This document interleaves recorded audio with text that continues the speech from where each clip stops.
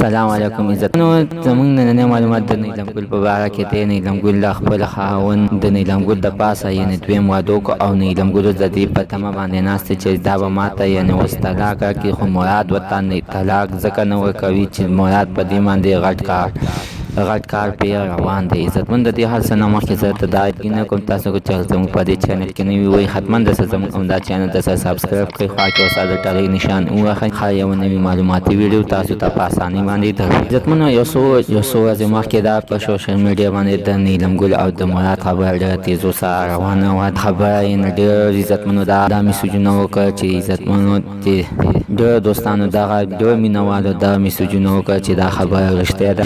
عزتمنو دا خبره بالکل رښتیا ده چې مراد دویم واده وکړو. عزتمنو دا دویم واده د څه دپاره وکړو، زموږ دا ویډیو د څه تر اخره پورې حتما وګورئ. عزتمنو دا دویم واده د دغه دپاره وکړو چې نیلم ګل یعنې نیلم ګل ورته د ډانسونو او د دغه غلط کارونه یعنې ورته انکار یې ورته نو د دغې دپاره ورته بیا مراد وویل چې زه صحیح زه به د تا نه ښایسته ښځه وکړم.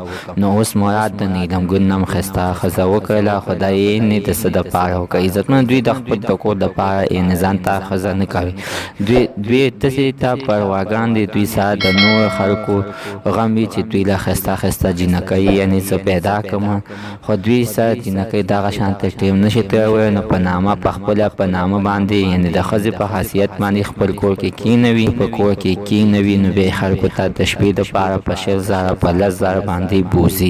عزتمنو د نیلم ګل له یعنې څه دپاره طلاق نه ورکوي. عزتمنو نیلم ګل له دغې دپاره طلاق نه ورکوي چې دا دویمه ښځه وکړه او نیلم ګل له به پیسو وشي او دا به بېرته خپل اصرار وکړي چې او صحیح ده زه کوم ډانسونه هم کوم ښه یو کار کوم. د نیلم ګل له دغې دپاره یعنې د دغې دپاره طلاق نه ورکوي. زموږ نننۍ معلومات ته د دې ځای پورې د نوي معلومات دپاره زموږ همدا چینل ته سبسکرایب کړئ، خوا کې ورسره د ټلۍ نشان ووهئ چې ښه یوه نوي معلوماتي ویډیو تاسو ته په اسانۍ باندې در ورسي.